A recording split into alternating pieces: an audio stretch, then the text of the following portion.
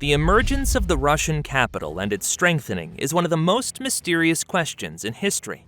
It is closely intertwined with the feuds of princes, nobles' intrigues, and Mongol Khans' campaigns. Therefore, many people have the impression that Moscow emerged as a strong and powerful kingdom ready to conquer Siberia almost immediately. However, it took 3 centuries from the time the small provincial Moscow appeared before it became the capital of a great empire. In 1147, Suzdal Prince Yuri I Vladimirovich, better known in history by his nickname Dolgoruki, invited Severian Prince Sviatoslav Olgovich for negotiations. The meeting took place in the newly built city of Moscow. Yuri Dolgoruki obtained land and resources for the construction from his voivode Stepan Kuchka after his execution for unknown reasons. Some chroniclers believed that Stepan was plotting against the prince, while others wrote that he did not want to give his daughter in marriage to the prince's son. Russian historian Vasily Tatashev believed that Stepan Kuchka had a romance with the prince's wife and even tried to escape with her, which, however, cost him his life. After this initial mention in the chronicles, Moscow disappears from the pages of history for centuries. It is known that in 1238, like other cities of the Vladimir Principality, it was burned by the Mongol armies of Khan Batu. The Mongol invasion was a catastrophe for Rus. However, this event spurred the rise of Moscow.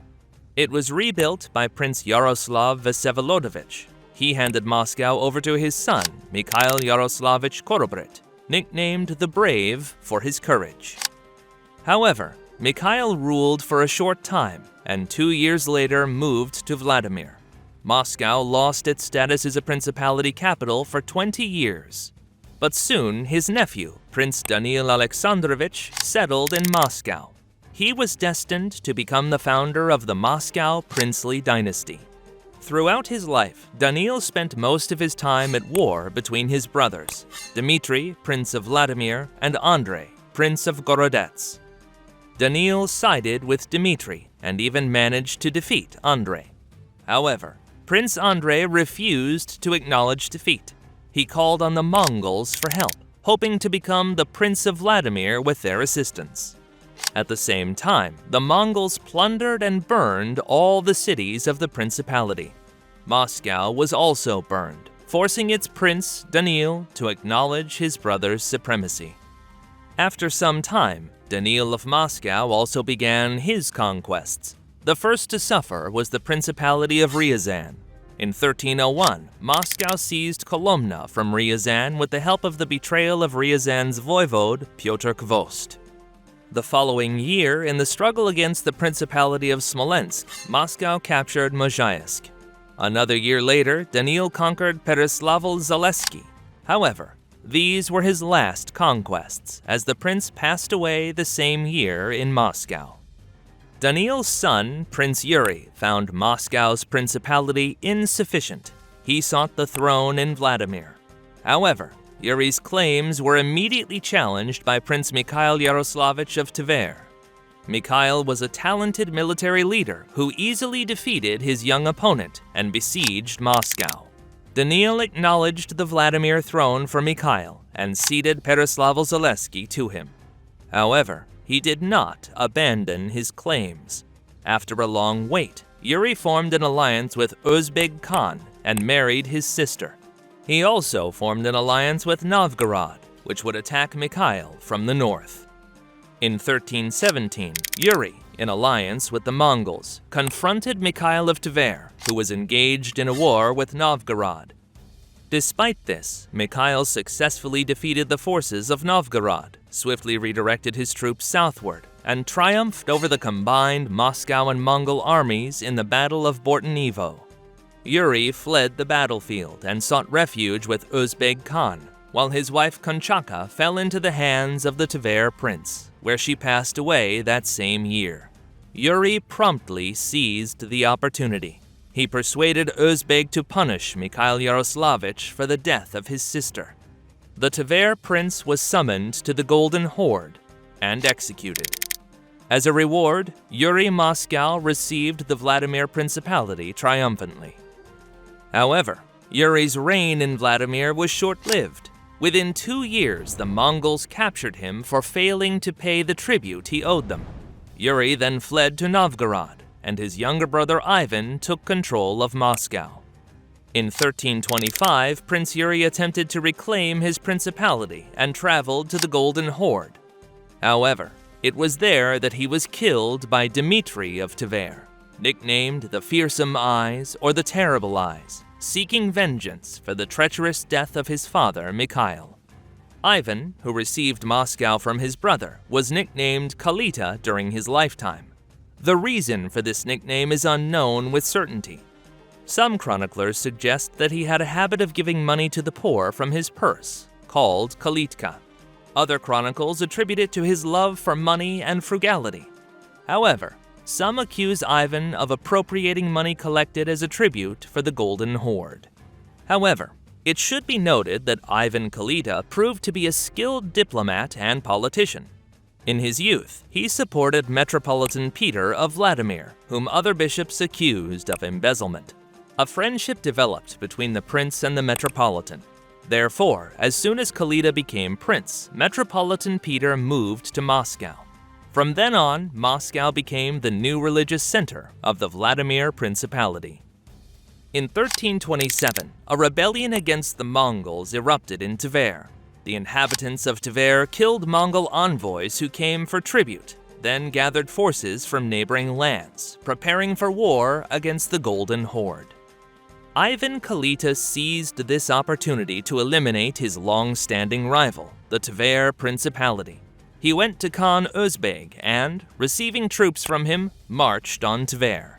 The Allied forces easily defeated the rebellious people of Tver, then plundered and burned their capital. After this, Ivan Kalita received the Kostroma Principality from the Mongols as a gift for faithful service, along with the right to collect tribute from Novgorod. In the following year, Ivan Kalita defeated the weakened Rostov Principality, which was weakened by civil war, and took over the lands of Beluzero. This region, rich in fur, was important for Moscow's income and became a center for raids on neighboring tribes. Then, in 1331, Ivan Kalita purchased from Khan Özbeg the right to rule over the Vladimir and Nizhny Novgorod principalities. After that, Kalita attempted to capture Novgorod.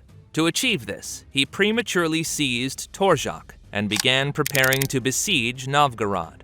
However, the people of Novgorod found an ally in the Grand Duchy of Lithuania.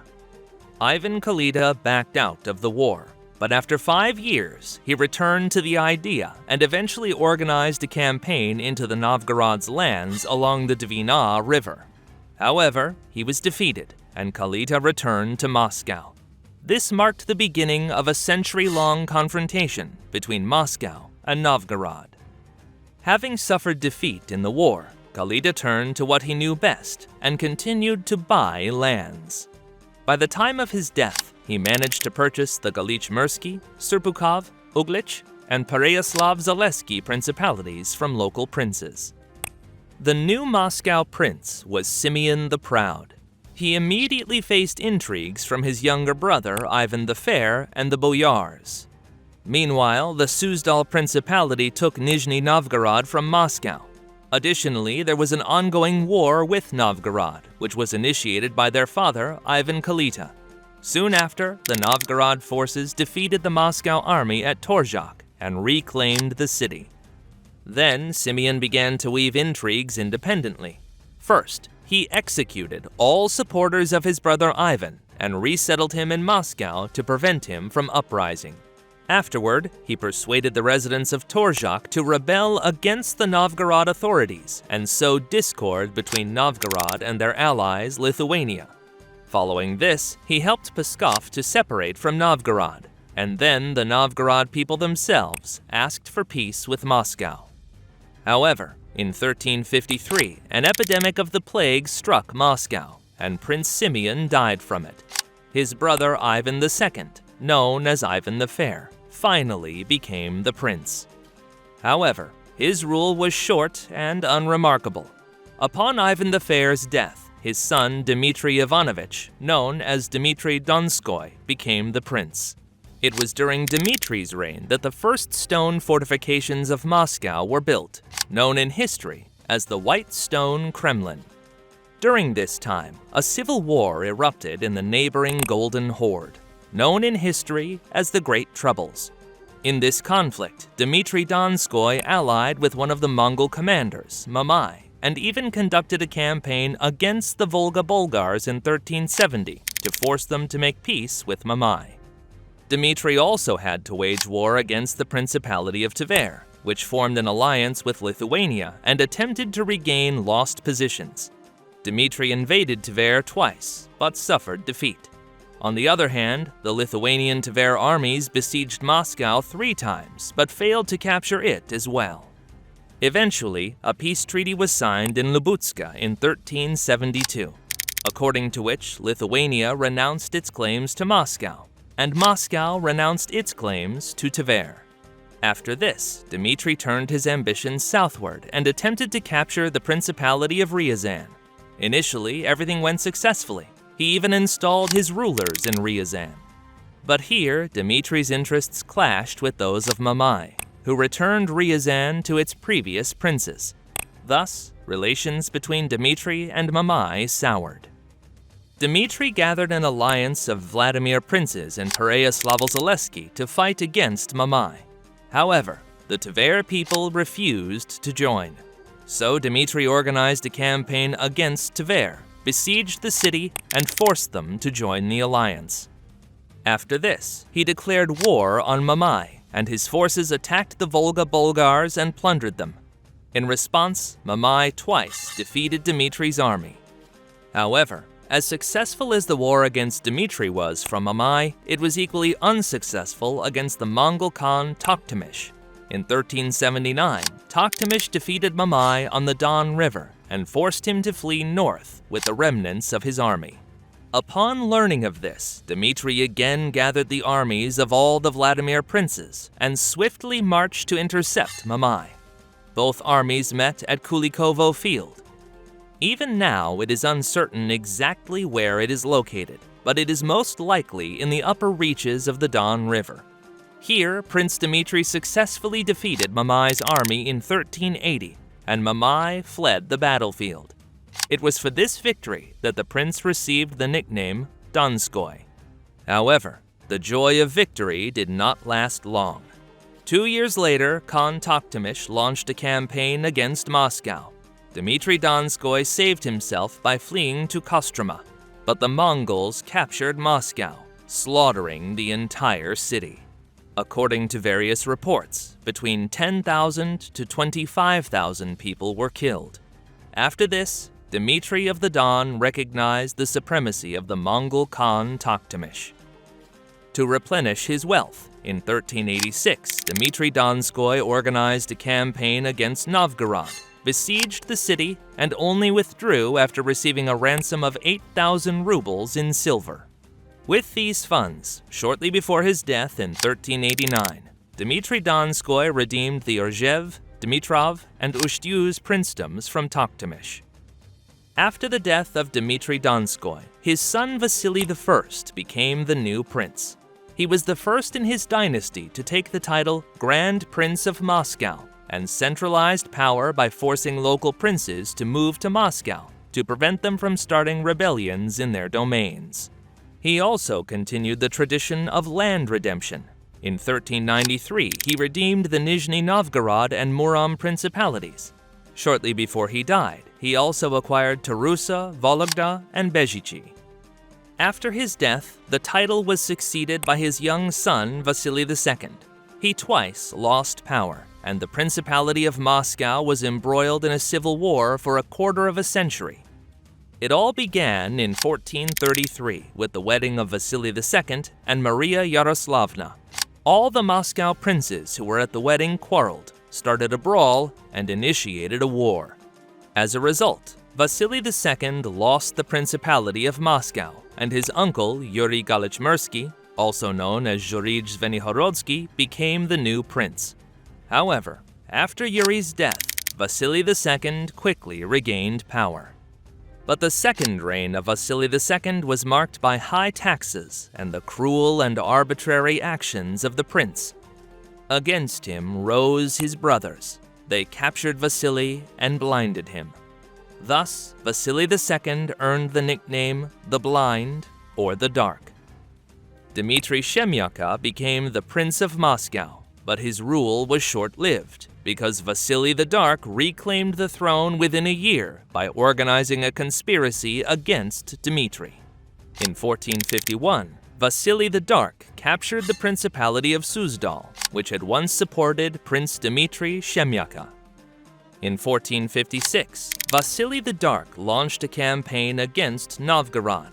With numerical superiority and the support of Mongol cavalry, he defeated the Novgorod people in the Battle of Rusa and concluded a treaty in Yazhelbitsy, according to which Novgorod became an ally of the Moscow Principality.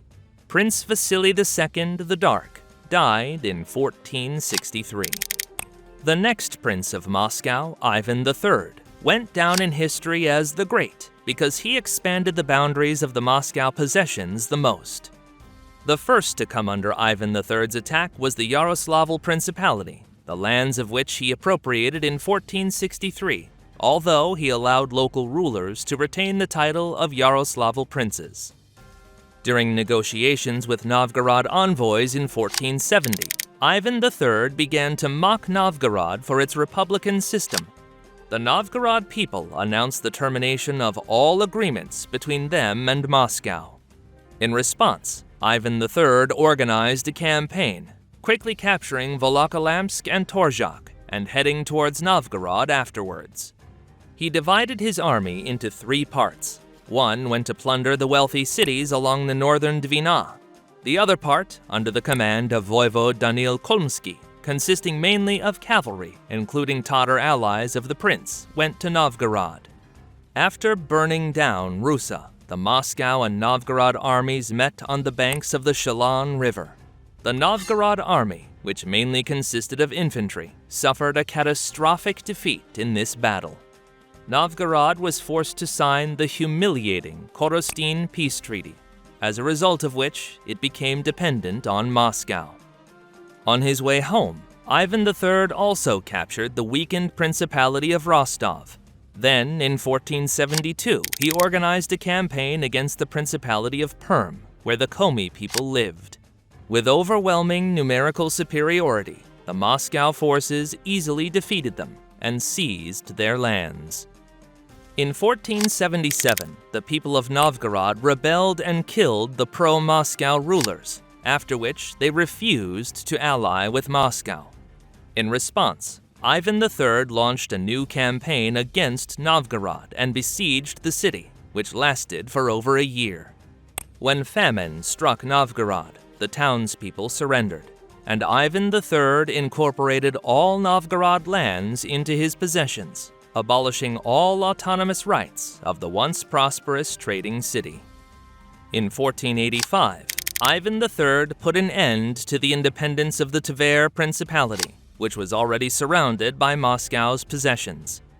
In 1490, after prolonged wars, Moscow managed to capture the Vyatka Republic, which had emerged on the lands of the Udmurts, where residents of neighboring principalities fled, seeking refuge from constant feuds and other disasters. After this, Ivan III turned his attention to the west. Taking advantage of the departure of the Grand Lithuanian Prince, Moscow forces invaded Lithuania in 1500 and, with numerical superiority, easily defeated the Lithuanians in 2 battles. Moscow took the Upper Oka and Siveria lands from Lithuania.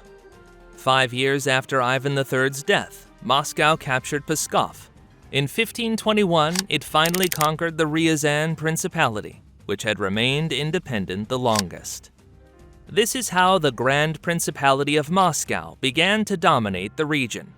However, having conquered all the neighboring states, the Moscow state did not stop. Now Moscow turned its gaze to the lands of other ethnic groups, primarily Turkic and other Siberian peoples. Beginning with the reign of Ivan IV the Terrible, Moscow's expansion reached uncontrollable proportions. We have discussed this in detail in this video.